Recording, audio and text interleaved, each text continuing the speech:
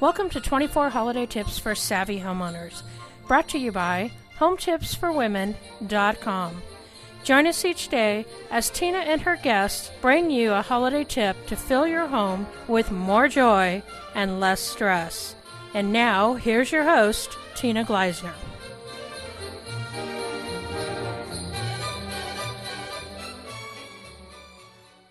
Welcome, everyone, and thank you so much for joining us today for some great holiday tips.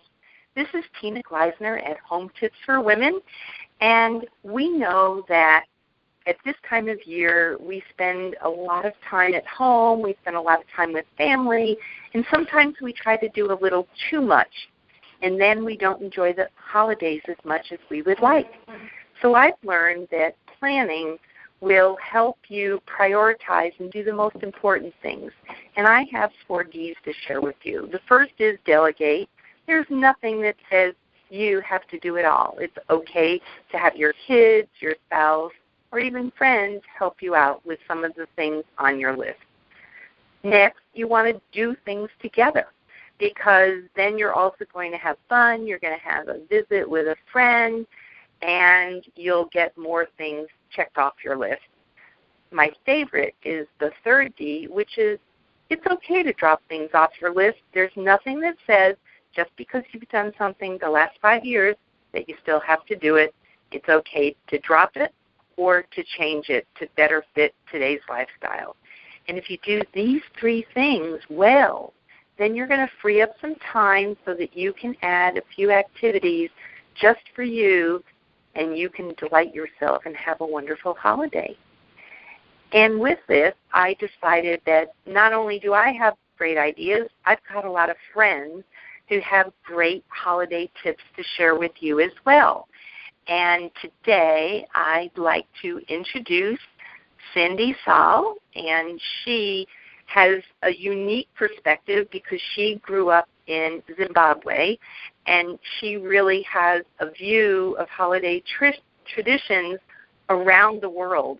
And I know that many families, many of our listeners also have family traditions from other countries, or your spouse is from another country, and I thought Sandy could really give you some great tips on how to blend those traditions.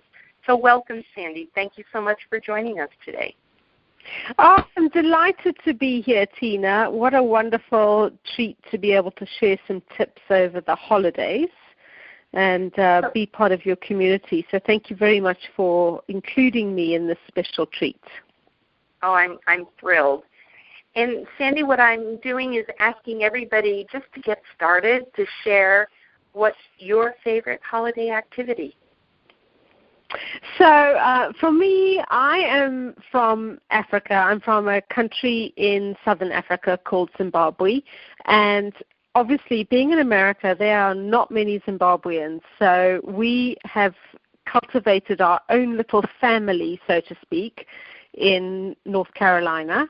And some of our family are, actually, I'm very, very, very fortunate, I have to say, with a triple very, that my brother is here living in North Carolina. So I get to spend it with him and his family. But also we've got some other friends from New York and Ohio and from Florida that are in the area, and we always celebrate with them and my brother. So that is our family from around the world, and we all live in North Carolina. But one of our favorite traditions is probably 12 years ago now, my sister-in-law married to my brother. They invited us around for Christmas Eve. And it was a fabulous, fabulous dinner and gorgeous meal. And the decorations were gorgeous. And all the kids, we all had young kids at the time. Now I have a 13-year-old, so you can imagine we had little tiny babies, and now we've got 13-year-olds. They would all have fun, and now today they all have fun.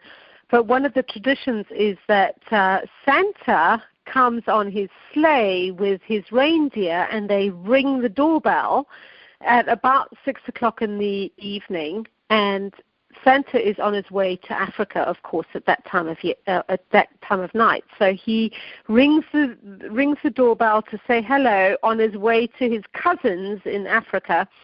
and he drops off pajama sets for the kids. So the kids run around the house screaming and shouting like crazy because Santa has arrived. Even the 13-year-olds who still believe are screaming around, and they put on their pajamas. So that is a really fun kind of tradition that we have created within our family, because my family also lives in Africa. But, we've got families from around the world, so we've created one tradition that works for all of us. Santa might be on his way to Zimbabwe, and then Australia, and then Ohio, wherever it might be. But we've created this one tradition for all of us that is fun, and the kids love it. So that Santa comes to visit on his way around the world.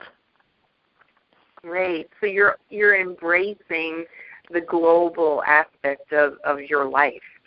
Yeah, exactly. I mean, we are very, being from Zimbabwe and South Africa, you generally tend to find that your family is all over the world. So I know I have cousins, and my husband has his sister who lives in Perth, Australia, and then we have a lot of family that live in the United Kingdom. And then, of course, we have family in Africa. So, Santa visits a lot of places, and you've got to try and take advantage of when you can. So a tradition for us was that Santa would always visit us on his way to the cousins in Africa. Uh-huh. So it's a good way of, creating your own culture and your own traditions in your own family. You might not have family.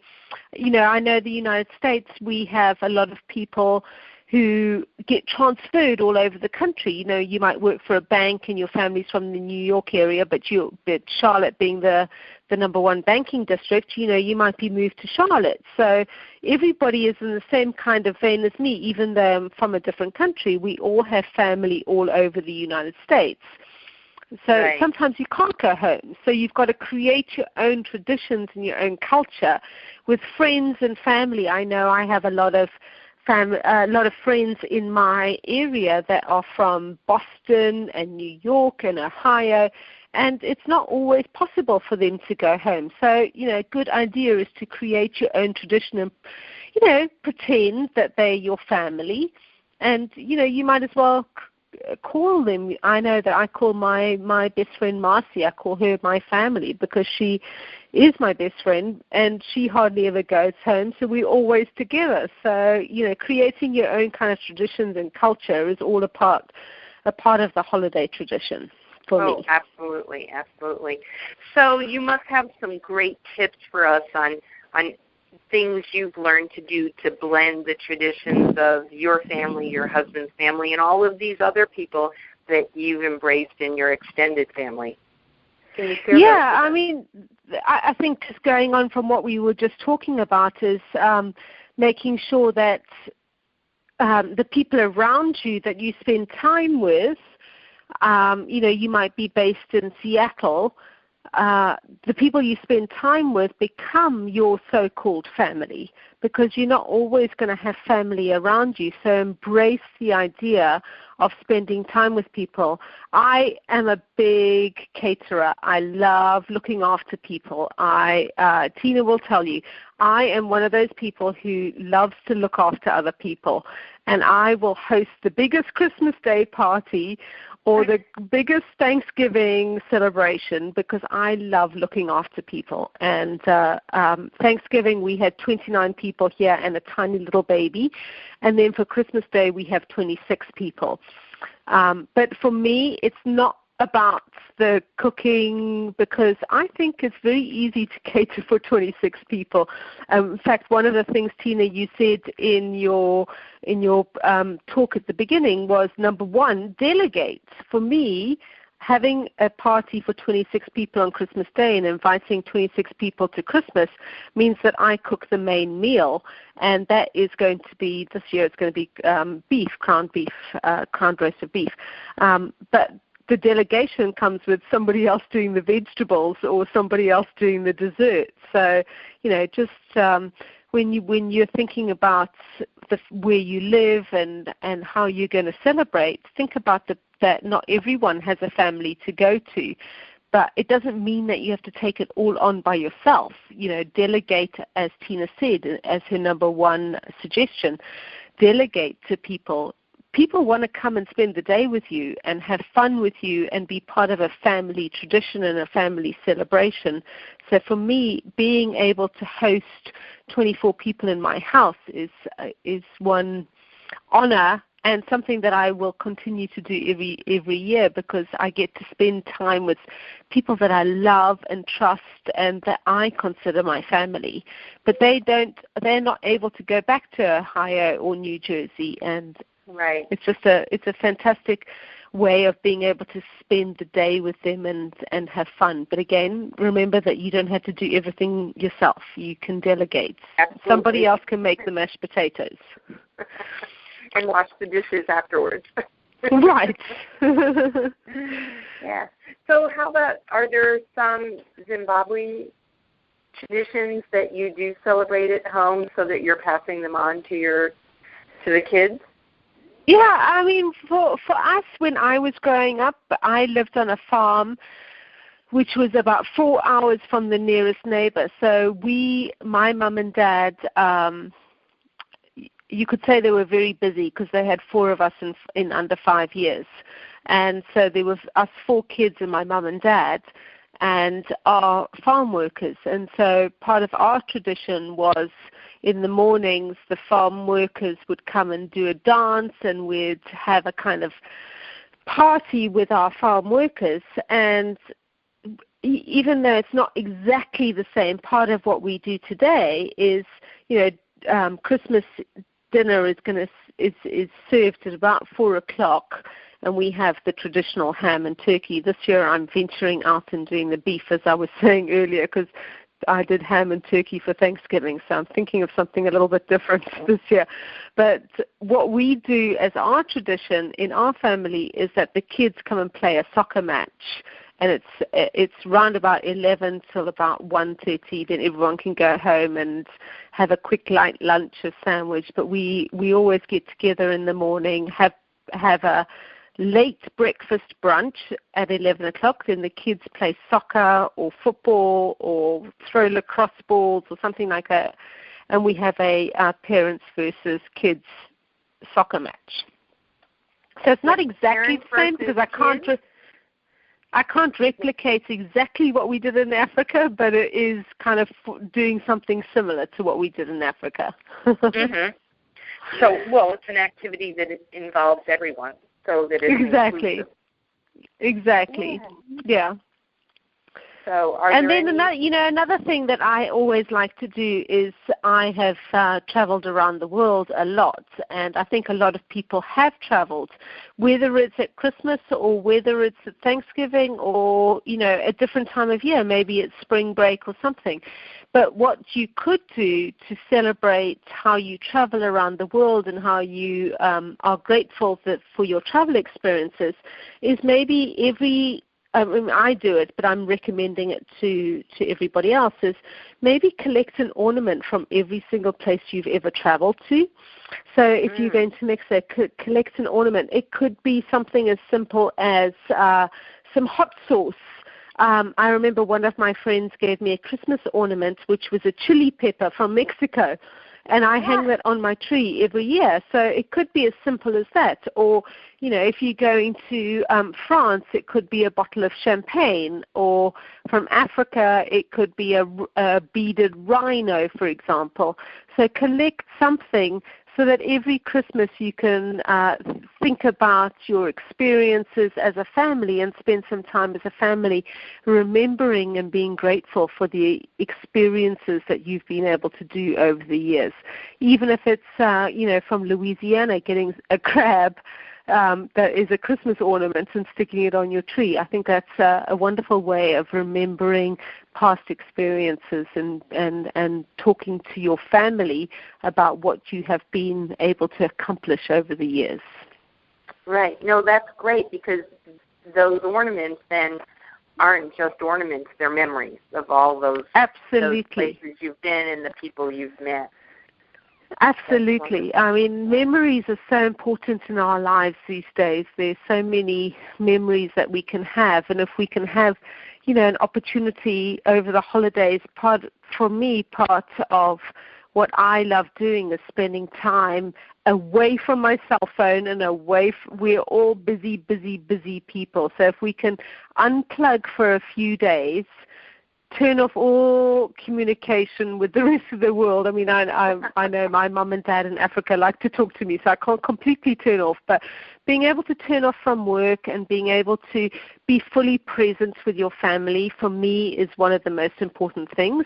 And part of that is reminiscing about previous experiences that we've had, and not only previous experiences, but maybe thinking about what we're going to do in the future. Where are we going to go as a family? What's our next vacation that we're going to do? Thinking, asking the kids, what is exciting to you? Do you want to go to the Grand Canyon or San Francisco, or do you want to go? We obviously go back to Africa quite often, or do you want to go back to Africa?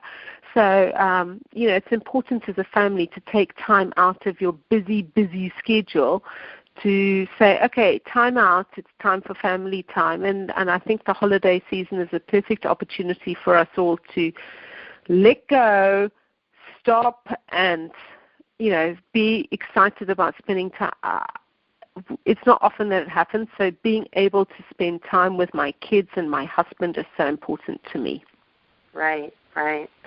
Yeah, and I know, I don't think I've traveled quite as much as you have, but we did have au pairs from Europe. Yes. And so One of the things we always did at Christmas is we always asked them what their family meal was, and we always cooked their meal to make them feel more at home. And now, the first year, I remember Inger was from Norway, and we learned to make a rice pudding that includes whipped cream in it, and we have that every year now. So wonderful. We like to bring in, not just the ornaments, which I think is a great idea, but also dishes from other countries as well.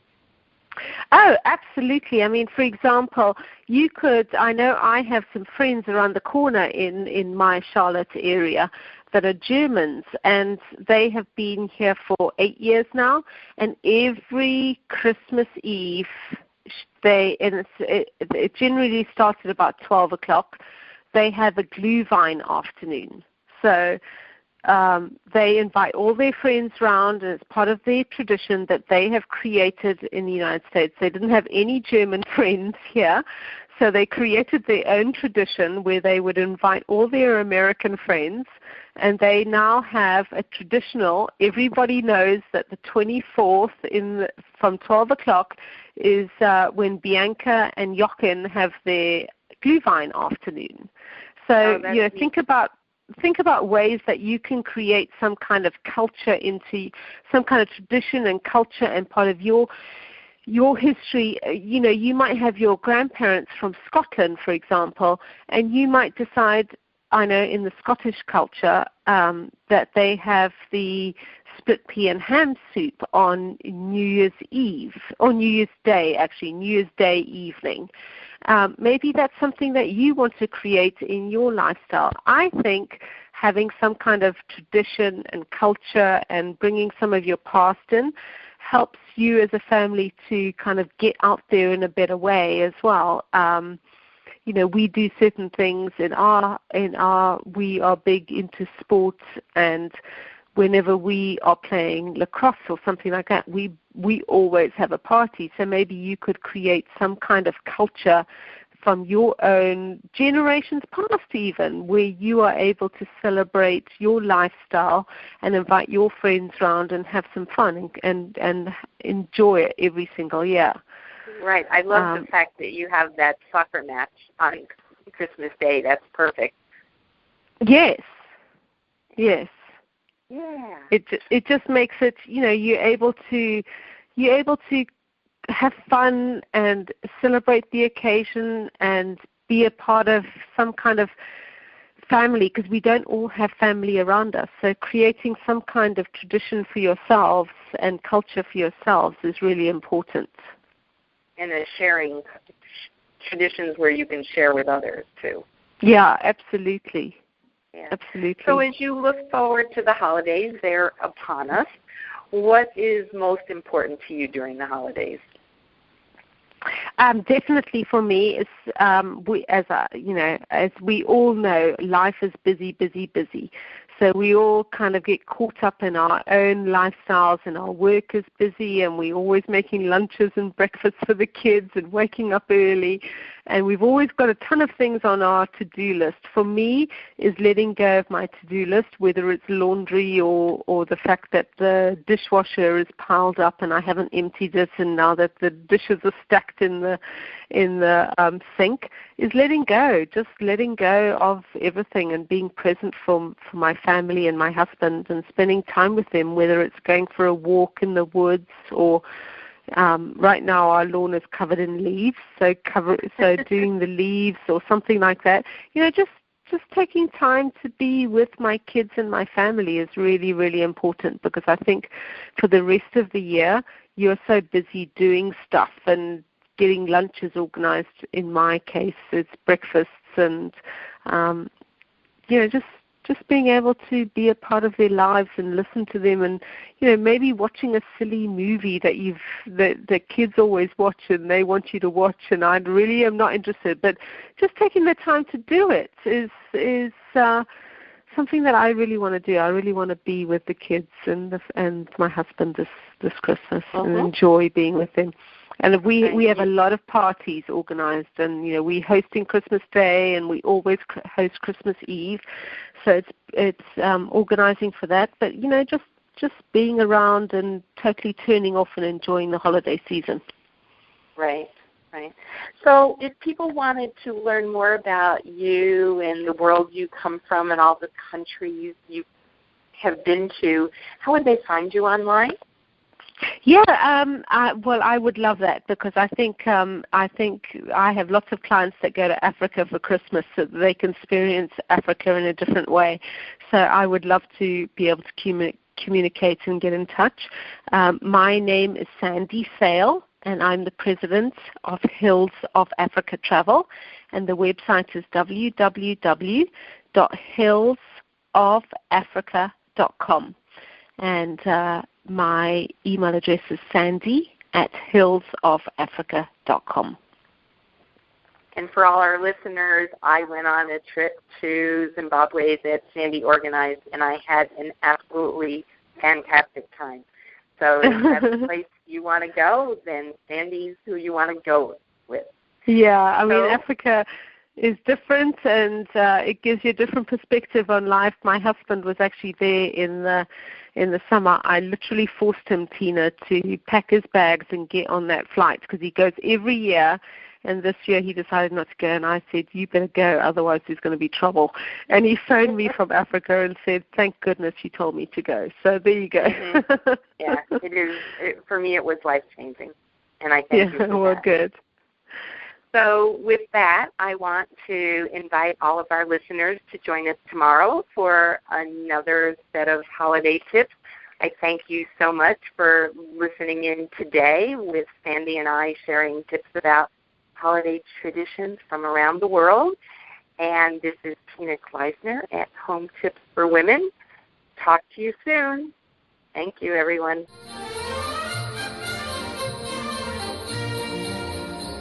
Thank you for joining us today, and we invite you back tomorrow for another Savvy Holiday Tip. Be sure to grab your free gift at SavvyHolidayTips.com. That's SavvyHolidayTips.com.